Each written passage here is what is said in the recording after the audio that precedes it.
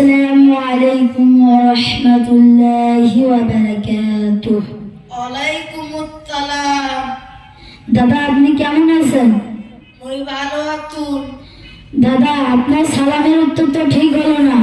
কি করতে নাতি? মুই তো সালামের উত্তর ঠিকই দিছুন। দাদা আমি আবারও সালাম দিতেছি, আপনি সঠিক উত্তর দিন। আসসালামু আলাইকুম ওয়া রাহমাতুল্লাহি ওয়া বারাকাতুহু। ওয়ালাইকুম আসসালাম। দাদা আপনার সালামের উত্তর তো আবার ঠিক হলো না। কি করতে নাতি? মুই তো ঠিকই করছুন। তুই কথা তখন মুই শোনাম। সালামের উত্তর এইভাবে দিতে হয়, ওয়া আলাইকুম আসসালাম ওয়া রাহমাতুল্লাহি ওয়া বারাকাতুহু। ও আচ্ছা, মুই বুঝছুন। দাদা আপনার কাঁধে কি? দেখি চলে যাচ্ছে আমরা মোর কাগজ লঙ্গি আর গামছা। দাদা আপনি কই যান? জানিস না রে, মুই কাজু। দাদা দাদা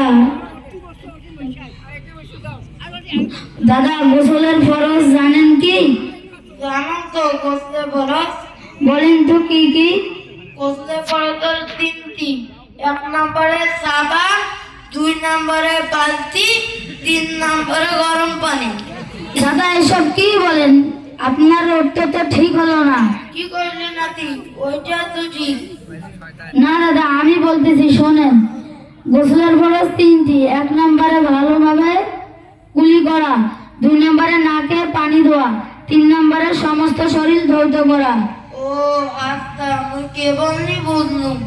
তা তুই কোন মাদ্রাসা পড়িস রে বাবা? দক্ষিণ খলিয়া কবরস্থান নুরানি হাফিজা মাদ্রাসা।